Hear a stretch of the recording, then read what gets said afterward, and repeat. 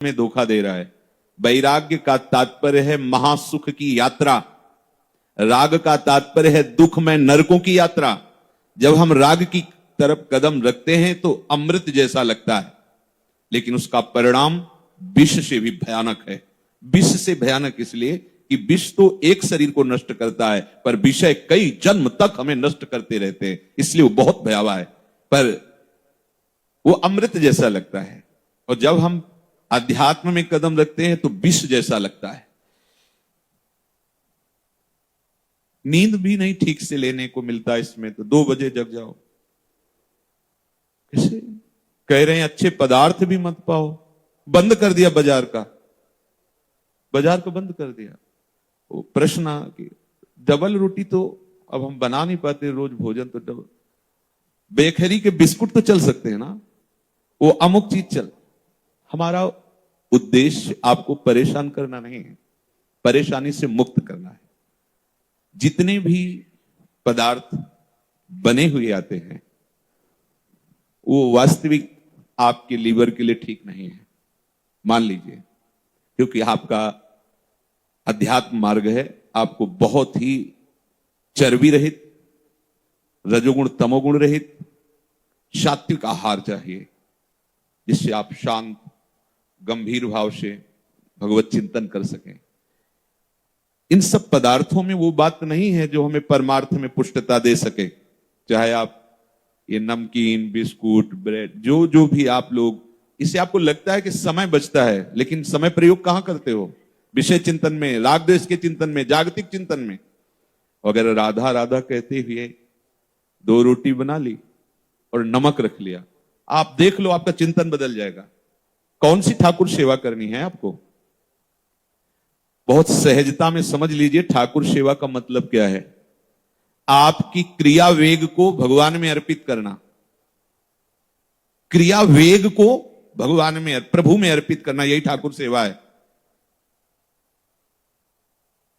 अगर आपके अंदर क्रिया वेग नहीं हो रहा है और आप सुबह से बैठे भगवत चिंतन में, आपको आश्चर्य होगा। रात्रि के 8 बजे मंगला हुई है, मिश्री का इतना टुकड़ा भोग लगाया है, पवा के मुंह पोंछ के शयन करा दिया है। हमारी प्रतिपल सेवा हो रही है, समझना होगा। अगर हम केवल बाहरी क्रियाओं की प्रधान, अब जैसे तैसे पेट भर लो, बस ये करना है वो करना है वो, तो आप कभी धैर्यपूर्वक देख पाएंगे कि आपका स्वरूप क्या है, आपका मार्ग क्या है, आपकी चिंतन शैली क्या है, आप कितने विषयों से ऊपर उठ रहे हैं। इसको बड़ी सूक्ष्मता से समझना होगा। आप एक सेवा को क्रिया मान करके कर लिए तो विश्राम सेवा में नहीं, विषयों में होगा। देख लेना, अंदर से देख लेना, देख लीजिए, खूब नेत्र है फैला के देख लीजिए। उसको सुख बुद्धि विषयों में होगी, जबकि सुख सिंधु की सेवा में है। ये अनुभव की आध्यात्मिक बातें हैं, ये प्रापंचिक बातें नहीं कि आप बुद्धि की धरा से इसका निर्णय कर सको। हमारे एक एक श्वास, हमारी एक एक चेष्टा हमारे प्रभु में समर्पित है। हमको बस ये मूल देखना है। एक एक चेष्टा हमारी, बाहर से श्री जी की सेवा हो रही है, अंदर से चिंतन क्या चल रहा है। अगर बाहर से श्री जी की सेवा हो रही है, अंदर से विषय प्रियता का चिंतन चल रहा है, तो क्रिया हो रही, सेवा नहीं। क्रिया हो रही, क्रिया, और क्रिया का फल है। और सेवा अपनेपन को पुष्ट करती है। अपनेपन से ही हमारे लाडली लाल मिलते हैं, इसीलिए सेवा प्रधान रखी गई। सेवा से अपनापन, पर सेवा करते हुए यदि चिंतन अन्य का हो रहा है, विषय का हो रहा है, देह के राग द्वेष का हो रहा है, इंद्रियों के सुख भोगों का हो रहा है, तो वो सेवा नहीं है, वो क्रिया है। क्रिया का फल होगा। सेवा से अपनापन, अपनापन से लाडली लाल की समीपता, सीधे समीपता, क्यों में वहां कोई स्थान ही नहीं। इसलिए जिसको ऐसा लगता है कि हमारा समय बचता था हम बाजार की वस्तुएं प्रयोग करके, वो हमारा समय प्रयोग में नहीं आता है। ऐसा समय प्रयोग में नहीं आता है। आप धैर्यपूर्वक, जब आपको 24 घंटे में समय मिले, तब आप सीधे सरल भाव से कोई सब्जी, कोई दाल एक उबाल ली, 4 रोटी बनाई, इनको दिखा दिया, पा लिया। हर समय भजन में डूबो, पोछा लगा रहे हैं तो श्री जी का चिंतन हो रहा, नाम जपो। शरीर क्रियान्वित हुए बिना रह नहीं सकता, समझे ना। सूक्ष्म शरीर हर समय चंचल रहता है, क्रियान्वित रहता है। इसलिए महापुरुषों ने क्रिया वेग को परम पवित्र करने के लिए सेवा पद्धति दी है। क्रिया कर रहे हैं तो हमें इनसे प्यार ही हो जाएगा, ऐसा नहीं है।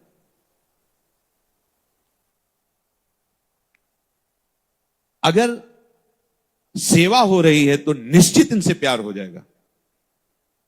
सेवा हो रही तो दूसरे की कोई परवाह नहीं, वचन पर विश्वास रखो, सेव्याधीन हो जाएगा।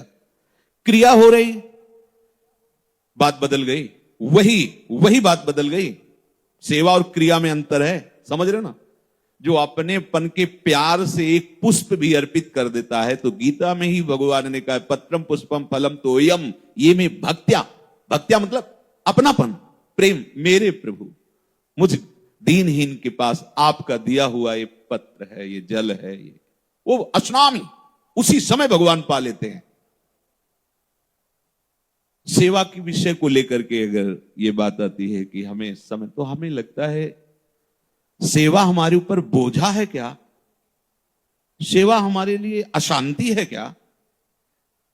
सेवा हमारे लिए क्लेश का कारण है क्या? तब तो फिर आनंद का कारण क्या होगा? अगर गुरु सेवा, भगवत सेवा ये हमारे अशांति क्लेश का कारण हो, तो शांति और आनंद का कारण क्या होगा? इसलिए सुलझना होगा। सही सेवा में पहुंचने के लिए ही ये आदेश होता है। श्री जी को कुछ भोग नहीं चाहिए। चिदानंद बपू हैं, उनको ये दाल रोटी कढ़ी चावल भात नहीं चाहिए, मान लीजिए। अब आपके शरीर के पोषण के लिए चाहिए तो हम प्रसाद भोगता है, इसलिए इनको भोग लगाते हैं। नहीं, दोनों को पाने का ही समय नहीं है। हमारे प्रिया प्रीतम को, अब आपको ऐसा किसी और से बात करेंगे तो उपहास करेगा इस बात को, उनको पाने का ही समय नहीं। वो तो सखियां जो पवाती हैं वो कढ़ी चावल रोटी नहीं पवाती हैं, आगे चलकर पता चलेगा आप लोगों को। सखियां जो प्रसाद पाती हैं उसी से आप समझ लो प्रिया प्रीतम क्या पाते हैं। प्रणय में रसिक ललितादि लोचन चसक पिवत मकरंद सुख राशि अंतर से, जैसी हरिवंश निकट दासी जन लोचन चसक रसासौ गटकत। तो अमनिया थोड़ी पा रहे हैं, तो प्रसाद पा रहे हैं, रसासौ। तो फिर आराध्य देव क्या पा रहे हैं? रसासौ। कैसे? वो वर्णन का विषय नहीं है। दुवादिनांत विहार करें तो लाल प्रिया में भई ना कैसे कल्प कल्प व्यतीत हो जाते अकेले से। देख, कल्प कल्प,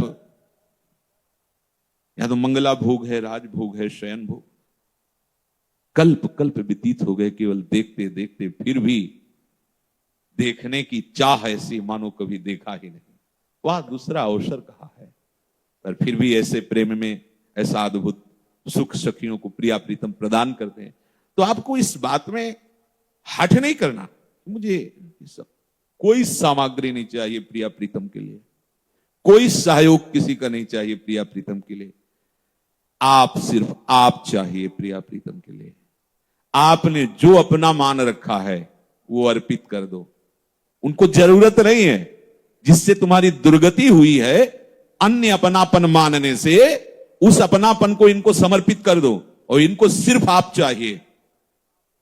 किसी के जैसे बहुत अच्छे अच्छे भोग लगते हैं, खूब आभूषण वस्त्र और खूब बहुत सुंदर सब, लेकिन अपनापन शरीर और शरीर के संबंधियों में है तो फल मिलेगा, क्योंकि क्रिया हो रही है, सेवा नहीं।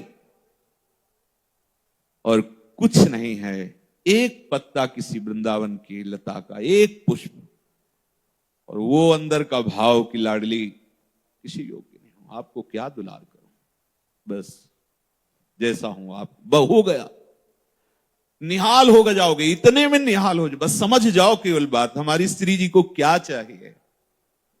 आप समझो, श्री जी को रिझाने के लिए क्या चाहिए? सिर्फ आप चाहिए, आप। और यही बात नहीं हो पाती, आप अपने को औरों को दिए हैं पदार्थ वस्तुओं से श्री जी को रिझाना चाहते हैं, तो ये क्रिया हुई और इसका बढ़िया फल मिलेगा जैसी आप चाह करोगे। लेकिन श्री जी की सेवकाई मिल जाए या श्री जी मिल जाए वादा नहीं। और कुछ नहीं है, हम जैसे हैं आपके हैं। जैसे तिनका को वायु जहां चाहे वहां ले जाए, ऐसे लाडली मेरा जीवन मेरे सर्वस्व आप हो। बस लाडली जी मिलेंगी, नित्य सेवा मिलेगी, कोई खर्चा नहीं, कोई हम साधना की बात नहीं कर रहे। मेरी लाडली आपके नहीं तो श्री जी अकिंचनों को कभी नहीं मिलती। क्या है, जिन्होंने समस्त भोगों से राग त्याग कर दिया, स्नेह संबंधियों से राग त्याग कर दिया, उनको श्री जी कैसे मिलती? क्योंकि उनके पास क्या है। लेकिन जहां कहीं महिमा देखी गई तो अकिंचनों के साथ ही युगल सरकार खेलते पाए गए। इस रहस्य को समझिए। आप इस बात में मत जाइए कि बाजार से बने हुए सुंदर सुंदर पदार्थ हम भोग लगाएंगे तो लाडली जू पाएंगी मुस्कुरा के, क्योंकि उनके पास भोग की कमी है। पहली बात तो आप अंतर की बात समझ लीजिए, श्री जी पार्थिव पदार्थ पाती ही नहीं है। लगेगा इतने भोग लग रहे हैं, ये कौन सा प्रवचन कर रहे हैं, सबकी अश्रद्धा पैदा कर रहे हैं। नहीं, उसमें जो आपका अपनापन मिला होता है उसी को पाते हैं। तो हमें ये जो भगवत मार्ग मिला है, ये राग त्याग के लिए मिला है। ये छोटी छोटी बातें आपके राग को काटना शुरू कर देंगी। आपको लगता है छोटी बात है, जैसे हम कहते हैं कि आप रज लगाइए, पूरे शरीर में रज लगाइए। जैसे कोई कहता है मेरे से होने वाला नहीं, तो आप राग ही तो कर रहे हैं ना। मेरा का तात्पर्य आपने शरीर में इतना ममता रख रखी, कैसे रज, अरे ये जिंदा मुर्दा है। तुम्हें क्या समझ में आ रहा है? जो चैतन्य घन परमात्मा तत्व है उसी से चैतन्य हो रहा है, नहीं मुर्दा टहल रहा है, कुछ नहीं इसमें। आज संसार में ऐसे अज्ञानी बहुत मिलेंगे जो भटका दें, और ऐसे बहुत कम मिलेंगे जो हमारे भ्रम का नाश करके भगवत तत्व में स्थित कर दें। ये जो मूढ़ता त्याग नहीं पाए और अपने को ज्ञानी समझ करके उपदेश करते हैं, उनसे जितनी हानि होती है उपासकों की, उतनी अज्ञानी पुरुषों से भी नहीं होती। क्योंकि अज्ञानी से पता सावधान है कि अज्ञान की चेष्टा, पता है कि ये ठीक बोल रहा है और उसको खुद अनुभव नहीं। अब वो जो बोल रहा है हम स्वीकार कर लेते हैं तो भटकाव हो जाता है। सही मार्ग, अरे ये सब क्या कि ये नहीं खाना, अरे जो सब खाओ पियो मौज मस्त, 4 दिन की जिंदगी।